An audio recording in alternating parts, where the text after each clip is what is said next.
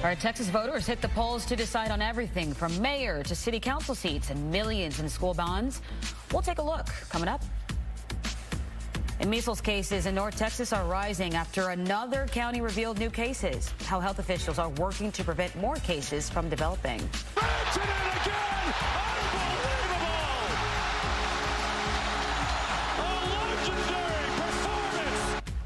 And the Dallas Stars advance to the second round after Mikko Rantanen lifts his team in Game 7.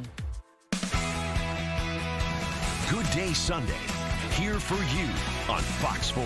Welcome back. I'm TC Muzinga. This morning, Dallas Stars fans are celebrating after a win in Game 7 last night. I said this all week. Stars in 7. The Stars, the Stanley Cup dream is alive thanks to one player who picked up 3 goals and assisted on the one that sent the fans at the AAC into a frenzy. Take a look. Power play for Dallas. They just tied it. A man up. Now trying to take the lead. Down low. Johnston scores! No, you love to see it. Stars fans may always talk about Wyatt Johnston's go-ahead goal in Game 7, but they will never forget Mikko Rantanen's incredible performance. He picked up 3 goals and an assist in the third period. The second straight 4-point game in one period, lifting Dallas to a 4-2 win over Colorado. The Stars take the series 4 games to 3. They score first shift of the third, kind of takes the air out of the building, but I think belief was there with the group the whole time, and you know, obviously was able to make a play to get the first one. I think then crowd started to roll, and we got a couple of looks after that, but yeah, the crowd really helped us there at the end. I honestly, I never felt we were going to lose, even when it was 2-0 and we didn't have anything going. You know, there's a belief in that room that something was going to happen, and obviously Rantanen, you know, put the team on his back in the last 10 minutes. But you know, I think the group's pretty special. They sure are. The Stars will play either St. Louis or Winnipeg in the second round. Those 2 teams face off in a Game 7 tonight in Canada. Go Stars. So fun. The 2 best words in sports, Game 7. Yeah. I mean, seriously.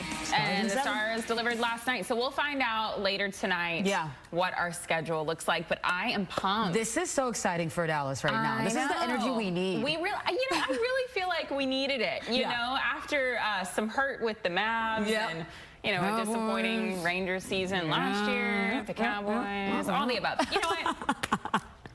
This is what we need. This is what we need. Let's keep it going. Hey, picture perfect yesterday for early May. We climbed to 74 degrees. Average highs for this time of year, 80, and we fell several degrees below that. I mean, it felt so good in the sunshine. Today, more of the same after another cool start, falling to about 54 degrees right now at the DFW airport. So we were able to drop another couple of degrees in the last couple of hours. Outlying areas, some of us are in the mid to upper 40s. It feels more like an early spring day than an early May day. We'll take it, though, because a pretty nice warming trend is on tap for the afternoon with lots of sun, light winds, low humidity, and just a few extra clouds compared to yesterday. All in all, though, this low humidity making for a beautiful early May forecast, both yesterday and today, with dew points in the 40s throughout the afternoon. Yeah, that's what's giving us that large temperature swing after starting in the 40s and 50s and ending in the upper 70s. But at least we don't deal with that sticky, humid air over, well, at least the last couple of days. That does look to change as we head into the work week as active weather makes a return, with widespread showers and storms moving in Monday night into Tuesday. I'll have a closer look at that extended forecast in a few minutes. Hey, Kylie, thank you. To a developing story, Fort Worth police are searching for suspects after a man was shot multiple times this morning. It happened in Fort Worth on North Terry Street. Officers found a man shot in the back multiple times. The victim's current condition is unknown and no suspects have been identified so far. Well, local doctors are stressing the importance of getting a measles vaccine as the number of cases across Texas continues to rise. Tarrant County now joins the list of counties here in North Texas with confirmed infections. Fox's Peyton May has more on what health officials are saying.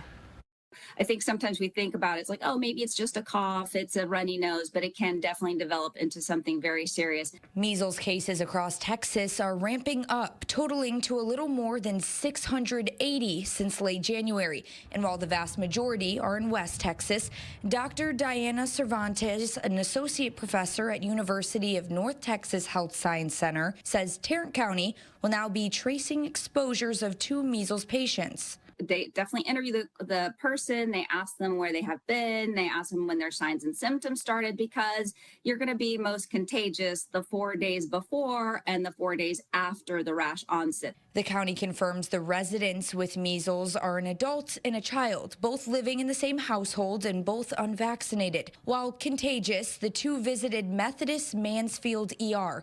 Records show they were treated from the evening of April 29th to the early morning of April 30th. And just northeast in Frisco, Collin County Healthcare Services confirms a measles exposure on the Walmart off State Highway 121 on April 29th. You were in one of those exposure places during that time period and you start having some unusual signs and symptoms, that's definitely the time to call your doctor, go to the doctor, seek medical care. Dr. Cervantes says it's critical for those who are at high risk of catching the measles to self-monitor. Obviously, babies who are not immunized, people who are immunocompromised, older individuals potentially who may have health conditions. So those are really the people that you want to make sure have this awareness. As cases continue to spread across Texas, health professionals emphasize the importance of getting vaccinated. The measles vaccine has been around for a very long time. It is very safe. It is very effective, 97% effective with the 2 doses. It really is the best way to prevent from getting measles. Peyton May, Fox 4 News. Governor Greg Abbott signed school choice legislation into law at the governor's mansion Saturday in Austin. He was joined by other state lawmakers and several school children. State lawmakers passed Senate Bill 2 last month. It will now be set aside $1 billion of taxpayer money for parents to pay for private school tuition. There is no income cap to apply. Republicans say the voucher money would be prioritized for students with special needs and those from low-income households. Opponents have argued it'll funnel crucial dollars out of the struggling public school system. Governor Abbott says the signing is one for the history books when it comes to revamping education across Texas. A movement driven by families who shared my vision, and that it is time that we put our children on a pathway to having the #1 ranked education system in the United States of America. Several other states have similar programs in place, but Texas will be the largest of its kind in the nation. The bill goes into effect September 1st. Well, Dallas voters headed back to the polls Saturday to weigh in on who should be inside City Hall. So let's get a look at last night's election results. Nearly all of the Dallas City Council seats were contested in this election. Not many surprises overall, but there is a little suspense with the District 11 race. Councilwoman Janie Schultz is not seeking re-election. Bill Roth and Jeff Kittner appear to be headed for a runoff to replace her. That district has received a lot of attention lately with a dispute over a mixed-use apartment proposal at the Pepper Square Shopping Center. A lawsuit involving neighborhood groups and the developer is headed to trial. To Garland now, where voters there are electing a new mayor. Deborah Morris and Dylan Hedrick are the frontrunners in that contest. Garland voters also approved a municipal bond package that would inject hundreds of millions of dollars into street improvements. And voters in several other cities also decided mayoral races, including Grand Prairie, McKinney, Richardson, and DeSoto. Arlington, Plano, and Frisco all had large bond elections as well. We have updated results on our website, by the way, at fox4news.com. Well, the deadline to grab a Real ID is this week. Why it could cause you some travel headaches if you don't comply. The world's top-ranked golfer is 18 holes away from winning his first PGA event of the season, and we'll tell you what Scotty Scheffler's done going into the final round of the CJ Byron Nelson in McKinney. Well, the sun is up across North Texas, and a beautiful Sunday is on tap. A cool start, a mild finish before active weather returns this week. I'll have a closer look at your extended forecast coming up next on Good Day Sunday.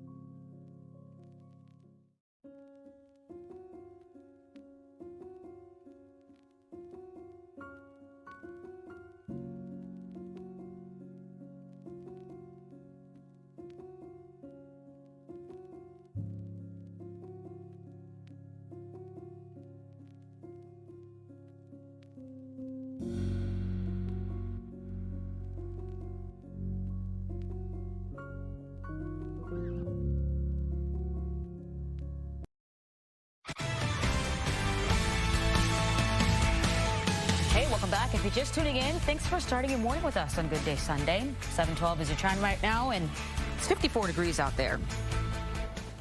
Highland Park's Scotty Scheffler continues to be a dominant force at TPC Craig Ranch in McKinney. He had another incredible performance in round 3 of the CJ Cup. Byron Nelson on Saturday. Scheffler carded a 5 under 66, and while his fellow North Texas golfer Jordan Spieth sits at 10 under par, it's not even close to Scheffler.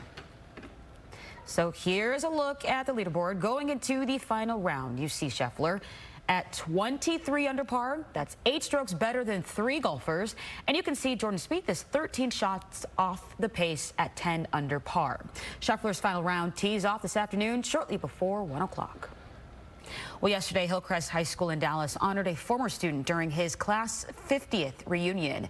John McClam Rock was paralyzed from the neck down after being badly tackled during a high school game in 1973. Well, he passed away in 2008 at the age of 51. 8 weeks after, his mother and sole caretaker also died. Well, to honor him, Franklin Field was officially renamed John McClam Rock Field. Former classmates tell us it brought up a lot of old feelings. It's a great turnout. It's a beautiful day. The rain stopped in time. I think John and his mom had something to do with that. It's a very emotional day today for a lot of people. It's excitement, it's happiness, and it's emotional.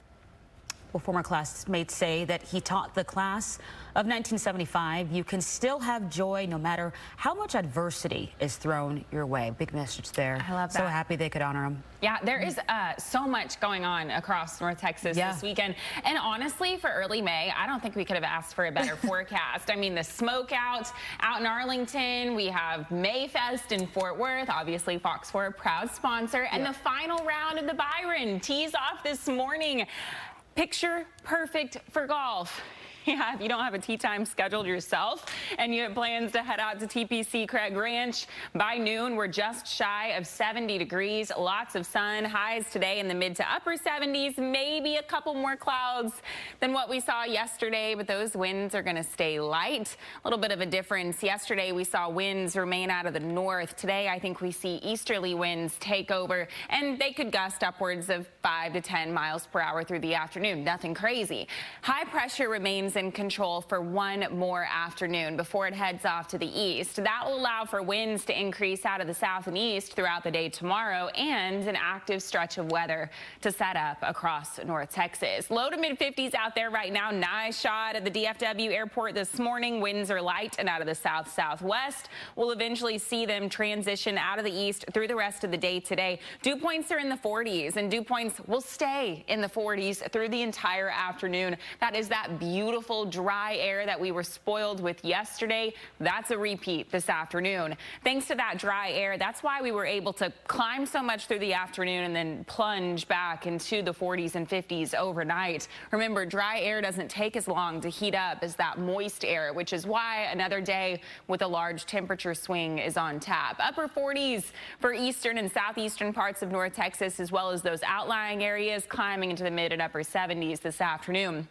Satellite and radar completely quiet, completely clear. Just a couple of clouds expected through the afternoon, and that is it. Picture perfect once again. Back up to 60 degrees by 9 o'clock noon. Again, just shy of 70 before we climb into those mid and upper 70s. A very interesting weather pattern is setting up across the central U.S. This is what's called an omega block pattern.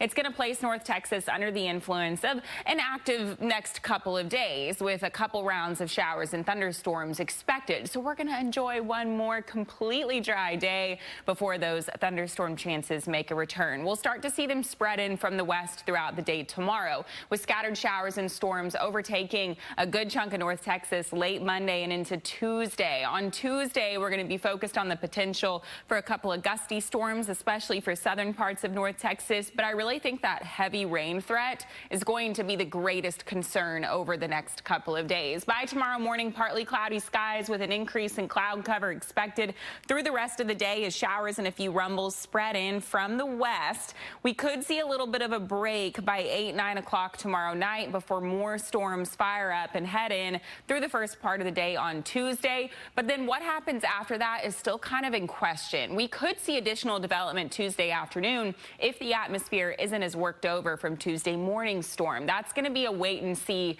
at this point. Either way, I would just have a way to receive those watches and warnings on your phone and be very mindful of already saturated grounds experiencing even more heavy rain on the way. On your forewarned 7-day forecast, mid to upper 70s today. We stay in the 70s all week as those storm chances hang around. Couple days to watch Monday and Tuesday before fewer storms take over through Friday.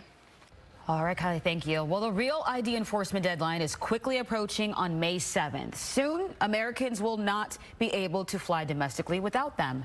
Fox's Anna Eliopoulos has this story. DMVs across the nation are facing long lines as Americans scramble to get a Real ID ahead of the deadline. Yes, I've been here. This is third time, but the lines are too long, and I have to leave. If you waited until the last minute to get the new ID, it could impact the way you travel domestically. I think that the Real ID is just another way to make it difficult for people to get the identification that they need, both to travel and to vote. Real IDs will be required starting May 7th for travelers 18 years of age and older in order to enter specific federal buildings and fly from state to state without a passport. It was real simple, and I'm glad they're doing it, actually. I think it's cool that everyone has to get that. The Transportation Security Administration says about 80% of travelers have their Real IDs already. But regionally, some states like Kentucky, New Jersey, and Pennsylvania have a compliancy rate lower than 50%. I've heard a lot from the urban areas. The lines are long and there's no appointments. Kentucky lawmakers requested an extension on the deadline, writing to the Department of Homeland Security on April 17th. But in a statement to Fox News Digital, the Trump administration confirmed there would be no exceptions. As other states rush to get everyone on board, Georgia is breathing a sigh of relief. It began issuing compliant permanent driver's licenses after 2012. The TSA is warning of longer wait times and extra security measures at airports for non-compliant passengers. Anna Eliopoulos, Fox News. DFW Airport could become the largest airline hub in the world. How a new investment from American Airlines is changing the airport's expansion plan. Also coming up on Good Day Sunday, Texas will soon be home to another state park. What you can expect from the 3,000-acre area just ahead.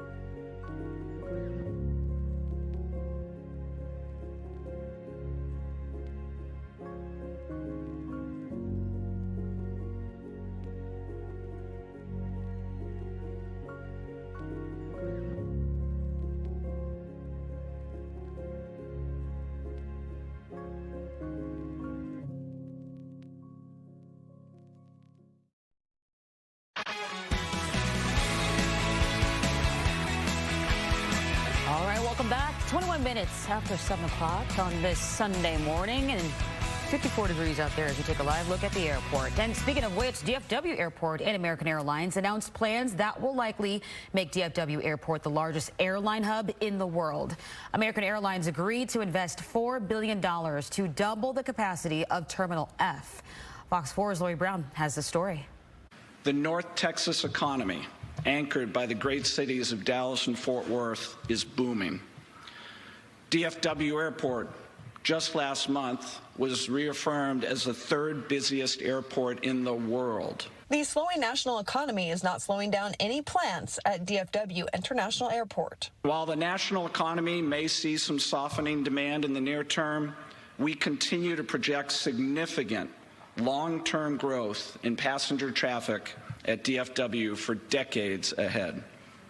In fact, due in large part to American, we expect to hit 100 million passengers annually before the end of this decade. Airport CEO Sean Donahue says that is why accelerating construction and expanding Terminal F is so critical. Together, we will build a total of 31 new gates, and it will be a standalone unit terminal with a new parking facility, passenger check-in lobby, baggage services, security screening, new roads and bridges. That means passengers will not need to use Skylink to access it. American Airlines will occupy the entire terminal, which is the biggest project since Terminal D opened 20 years ago. This truly monumental investment by American Airlines is going to further elevate what's already one of the world's leading airports. 8.1 million people now call North Texas home, and growing rapidly every single day. Soon to be, by the way, passing the Chicago metro region as the third largest metro in the entire country. American Airlines CEO Robert Isom says the addition of 31 gates at DFW will give it the path to becoming the largest airline hub in the world. The city fathers and mothers decades ago had the smarts to get together to make sure that we had the space to do something. They invested in the runways to actually have the largest operation of any airport in the world. Today, we're talking about investing in the facilities. The first phase is expected to open in just 2 years, with the completion date set for 2030. Lori Brown, Fox 4 News. Well, Central Texas is set to get a new state park in the next few years after the state purchased over 1,000 acres this week. Fox's Lauren Rangel has more on what's coming to Hill Country. The rugged Texas Hill Country is already known for its stunning state parks. And now the state is adding one more. I mean, the Colorado River is beautiful. It's a resource Texas should be proud to have. And just having access to the river, more access, miles of river frontage, but also Yancey Creek. That's a unique feature on this property. The more than 3,000-acre park will be across the river from Colorado Bend State Park, which is already pretty popular with 80,000 visitors a year. It's well known for Gorman Falls and access to the Colorado River. But pretty light on amenities once you're there. The new site will feature some of the same Central Texas beauty, but Deputy Director of Texas State Parks Justin Rhodes hopes it will offer more options for overnight stays. Potentially RV sites, potentially cabins, cottages. We're still early in the planning process. The park will include 1,100 acres of land in Lampasas and Burnett counties that the state officially purchased this week, along with 2,000 acres that had already been bought by Burnett County. The state park will be developed with the Centennial Parks Conservation Fund, a $1 billion fund approved by voters in 2023 for new state parks. We're excited. We're excited for the park system. We're excited for Texans. It's a new era in state parks. We just celebrated 100 years, and this is helping launch us into the next 100 years for Texas state parks. Lauren Rangel, Fox News. All right, well, Fort Worth is celebrating its annual Mayfest event for the last day today. It brings more than 100 arts and gift market vendors, along with live music, carnival rides, as well as other special attractions to Trinity Park. You can spot some familiar faces at the Fox 4 tent, by the way. Okay, so Fox 4 is a proud sponsor, so come on out and visit our booth to say hello. Today, Good Day Shannon Murray and Fox 4's Casey Stiegel and Peyton Yeager will be out there. Mayfest runs today from 11 to 7 p.m. A bill that would exempt police officers from deadly conduct charges is making its way around the state capitol. What critics have to say next. And the Stars give hockey fans in North Texas a night to remember. We have those highlights as well when Good Day Sunday returns.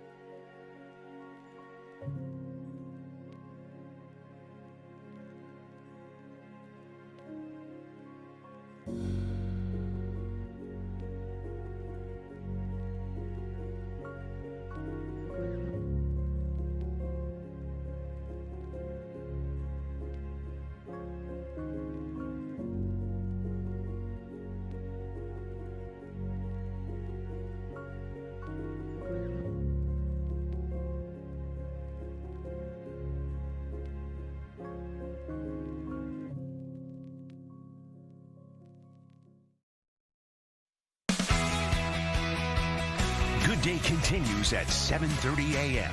here on Fox 4. Welcome back. I'm T.C. Muzinga. Thanks for starting your morning with us. Okay, Kylie, it sounds like today's the day to get out there and enjoy the weather before change comes in the forecast. That is absolutely right, Ticia. Basically a repeat of what we saw yesterday with this picture-perfect early May forecast, a cool start, a mild finish with lots of sun. I'm a big fan of this Sunday forecast. It's kind of cool out there to start, though. Most of us falling into the upper 40s and low 50s overnight with that dry air and clear skies in place, but we will start to slowly but surely climb through the afternoon. By noon, we're already at about 70 degrees with highs expected in the mid to upper 70s. So another beautiful early May day before those showers and thunderstorms make a return to the forecast, especially Monday night into Tuesday morning. Some heavy rain, a little bit of flooding will be possible during that time. And yeah, we just keep low rain and storm chances around through late week. Our satellite and radar is completely quiet this morning. Maybe just a few extra clouds through the afternoon. That's a change from yesterday, and that is an indication that more active weather will be making a return. We'll likely see showers approach far western parts of North Texas by tomorrow midday, and then through the rest of the afternoon shifting off to the east. Monday night into Tuesday, that's going to be the time frame to watch as far as widespread rain and storms are concerned. Eventually we'll see storms taper off through the back half of the day on Tuesday. The severe weather threat is pretty low, but we will be focused on that heavy rain and flood potential. I'll have a closer look at the rest of your 7-day in a few minutes. All right, thank you.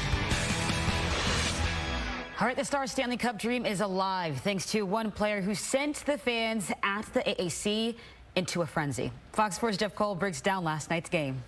Colorado caught a case of Rantanen's revenge 98 days after being unwantedly traded away by the Avalanche. Mikko Rantanen ends his old team's season with a Game 7 Dallas Stars hat trick.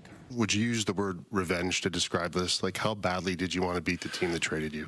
Obviously, things happened not the way I expected to happen, but it's business, like I've said many times, and I don't know, revenge. You know, I'm just happy to win. A motivated guy. You know, this was Colorado and the team that he had played for a decade.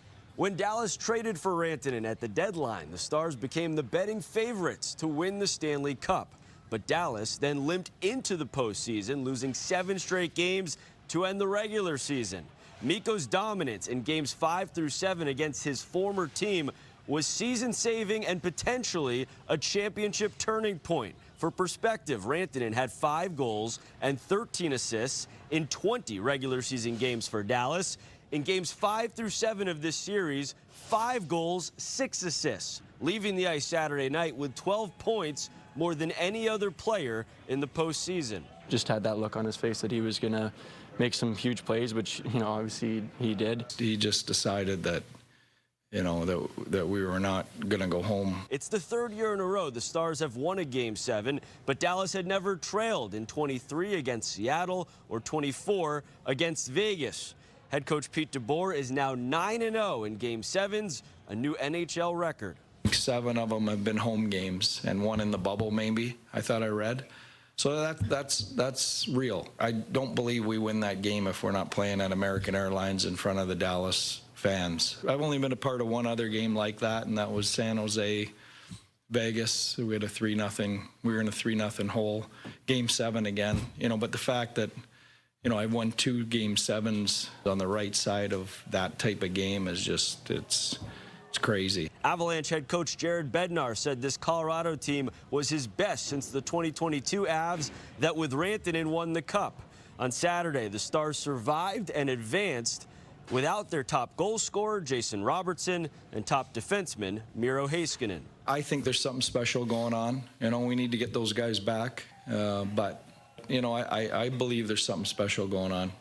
DeBoer says both Miro Heiskanen and Jason Robertson should play in the second round. It's not a matter of if, just when they're able to get back in the lineup. The next challenge now for the Stars, to win a Game 1, something they have not done in 8 straight playoff series, including all 7 that Pete DeBoer has been the head coach of. At the American Airlines Center, I'm Jeff Kolb for Good Day. Well, Saturday was Election Day across the state. Fort Worth voters headed back to the polls to choose a new mayor. Let's take a look at last night's election results. All right, so Fort Worth Mayor Maddie Parker secured her 3rd 2-year term. Parker had 7 challengers, but easily avoided a runoff. The mayor has been highly vocal and visible on the issue of improving Fort Worth ISD's performance and student literacy. Also in Fort Worth, the contentious 3-way race for the District 8 Council seat turned out to be disappointing for some. Chris Nettles, the incumbent, easily won. You might remember, though, he and challenger Peyton Jackson were involved in a heated confrontation last month during a candidate forum.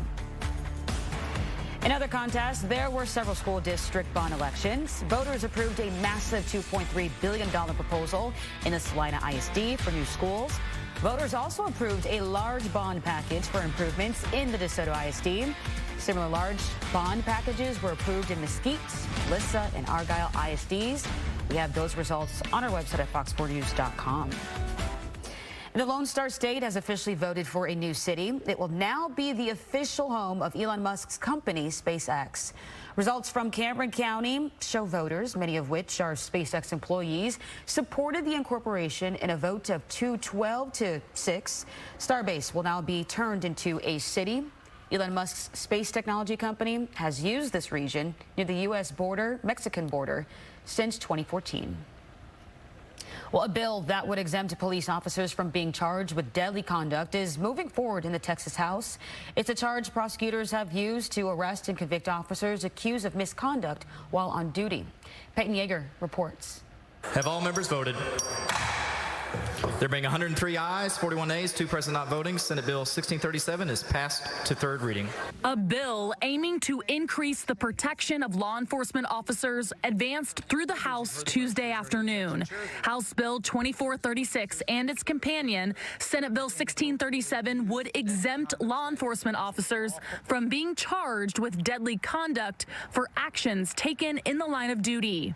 The Senate version of the bill passed that chamber earlier this month. Texas takes a more generalized approach. The bill's author, Republican Representative Cole Hefner, and supporters argue the current broad language allows law enforcement officers to be charged with deadly conduct while performing their duties. It was never intended to go after law enforcement officers in the lawful discharge of their duties. It has since been inappropriately applied to law enforcement officers. The deadly conduct offense originally created to combat the rise of gang violence, including drive-by shootings. In recent years, a handful of police officers in Texas have been on trial for deadly conduct.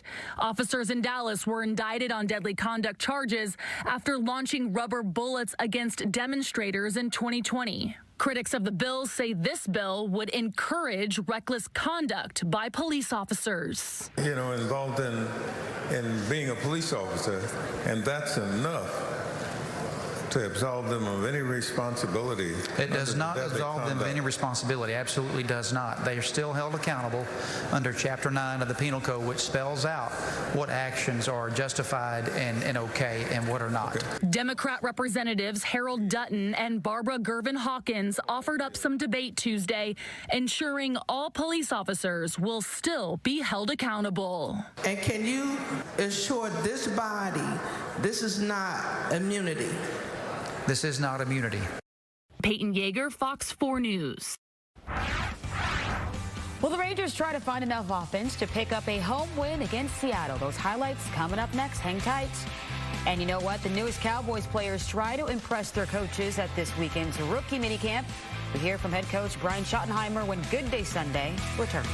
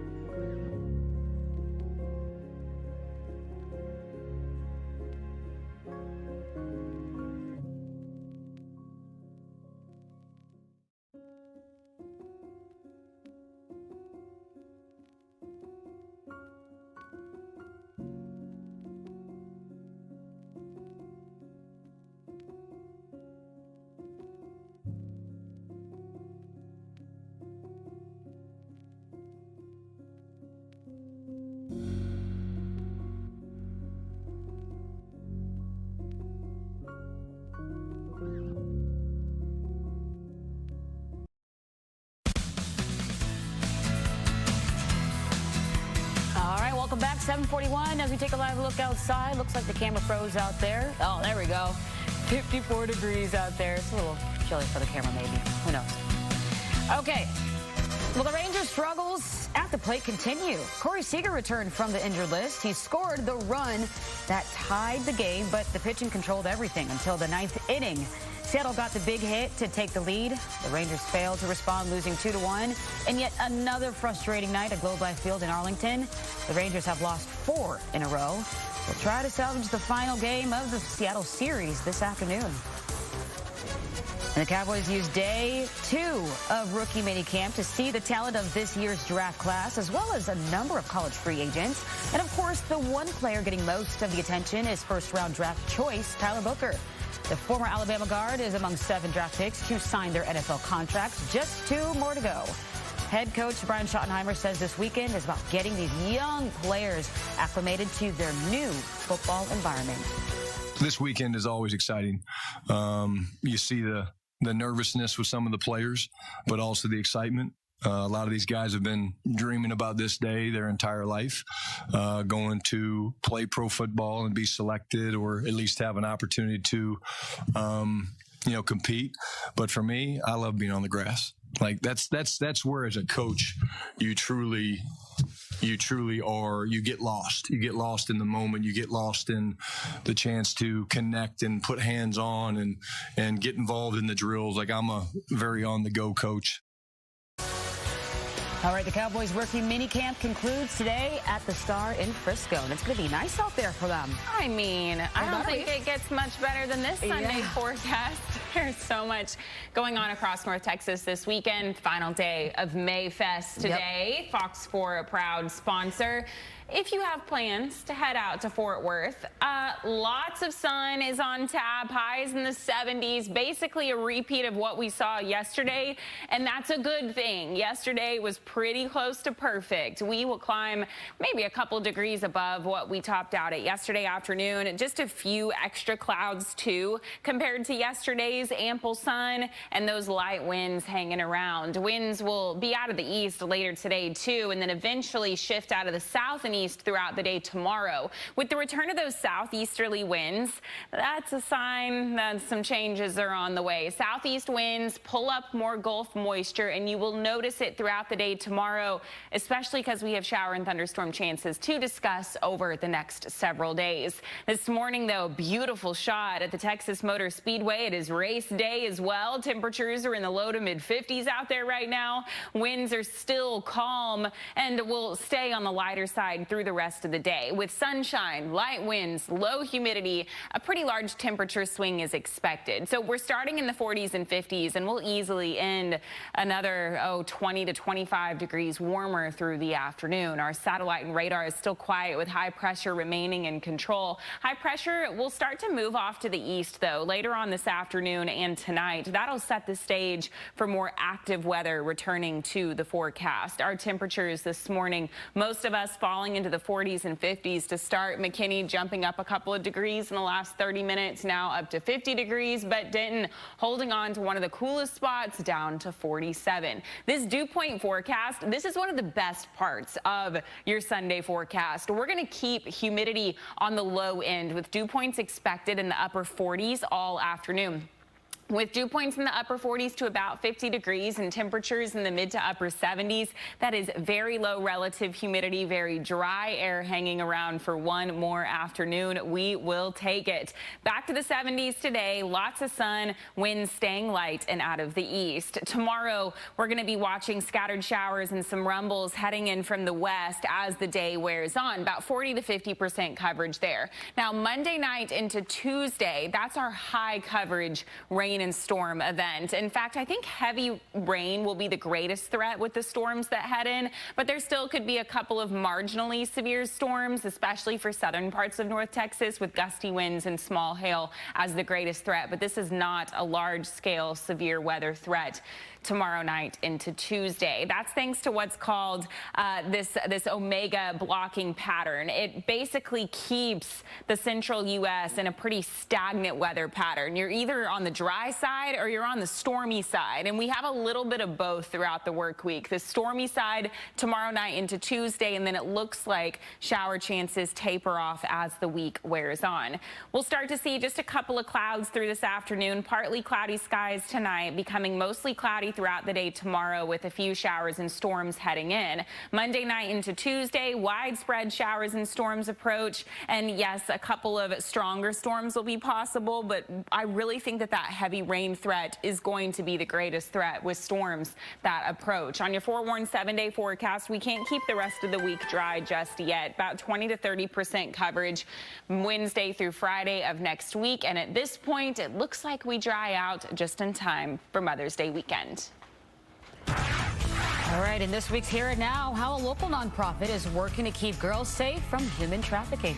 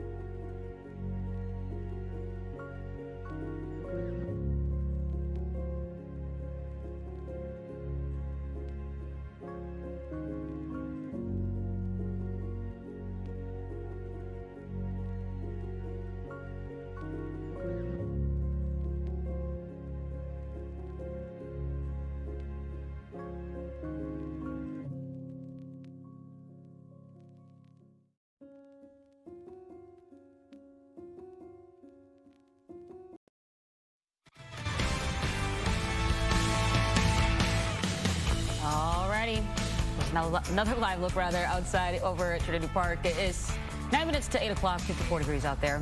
All right, one of the greatest concerns in our state is battling human trafficking. On May 17th, a local nonprofit called My Daughters is holding an event as it works to save and keep girls out of this emotional and physical cycle of abuse. Fox 4's Sean Rabb has more in this week's Here and Now. I want to introduce you to a local nonprofit called My Daughters, and to talk about the critical work they're doing is Jana Hale, who is CEO and founder of My Daughters, and Sarita Esqueda. Ladies, thank you for being with us. Thank you for taking time to join me in the conversation. Jana, let me start with you. Tell me exactly, what is My Daughters nonprofit? Well, Mr. Rep, thank you for asking. My Daughters is the nonprofit that is dedicated to girls. We are here to help rehabilitate and help them in the field when they're dealing with things that are trauma-related in their backgrounds. We're here to make sure that they're going to have a facility when they have dealt with different things in their backgrounds of trauma, such as trafficking and anything that deals with their high risk. So we're very much trauma-informed for these young ladies. Sarita Esqueda, let me ask you, do you work with the young girls who are in the juvenile justice system or coming out of that system, or what? So we work with a variety of populations. So a lot of them are coming out of juvenile justice facilities many times. Some of them are also involved in the child welfare system and CPS systems. And many are just in the community and are maybe touching the law enforcement side of things through runaway referrals for the first time. And so a lot of the times what we're really trying to accomplish with My Daughters is preventing any further entry into the criminal justice system by providing resources, counseling, of course, any intervention that we can to help them with the trauma that they've experienced. We also do get a lot of referrals, as you would say, from local schools. So Jana has been going into some of the schools to do prevention work in some of our local school districts. And I realized that there's so much more than just working with girls with identity. I was starting to see things like cutting, suicide ideation, and things of that nature. So what I decided to do was take a different path and start working with girls on a different level. We just had in the last couple of weeks, certainly you saw it on Fox 4 News, the 13-year-old girl who was being trafficked and was rescued from a hotel, a seedy hotel on Harry Hines. How are you working with that population? So that is the population, actually. We're working with girls that are going between the ages of 13 and 17. That is the number one age that we're going for because, as you stated, those are the ones that are trafficked or are dealing with other things behind that. And so people don't always see that. We just do not know. They're right under our noses. They're not school systems. They're everywhere. Texas actually ranks number 2 in the nation with cases of human traffic cases reporting, with California being number 1.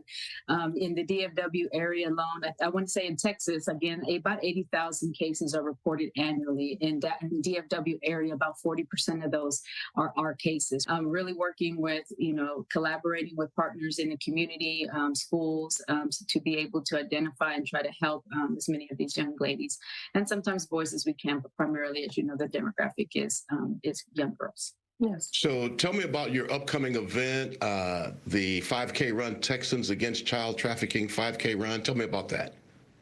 Yeah, so we're very excited that we're going to have our inaugural 5K. It is happening on Saturday, May 17th.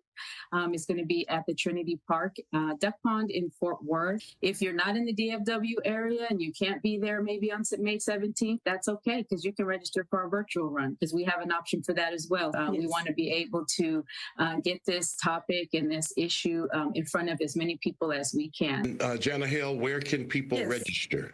They can go to our website. The website is www.mydaughters, that's MYDAUGHTERS.org. And once you go onto the website, there is a link and actually a tab for you to go into the 5K racing, so you can go in there and register. Maybe there's somebody watching today who wants to be a blessing to the work you're doing. Can folks donate through your website? We are definitely looking for those that would like to donate, become donors.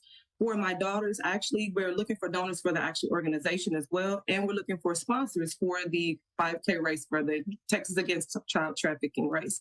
Ladies, thank you for the work you're doing to save young women, turn their lives around, give them a chance at success. Sarita Esqueda and Jana Hale, My Daughters nonprofit. Thank you for spending time with me. Thank you. Thank you. Thank you for having us.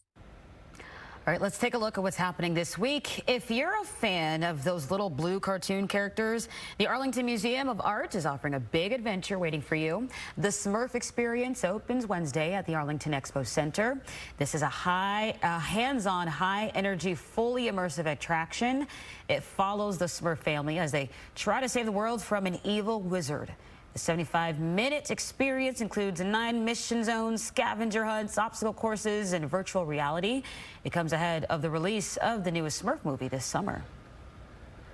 The 60th ACM Awards show is set for Thursday at the Star in Frisco's Ford Center.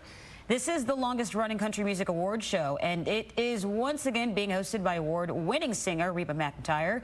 This is the 18th time Reba has led the program. Among this year's performers, Garland's LeAnn Rimes, Blake Shelton, and music icon Winona Judd. Thursday night's show starts at 7 o'clock. And Grapevines, Post Malone is going to be on the big stage Friday night at AT&T Stadium in Arlington. He'll be joined by Jelly Roll.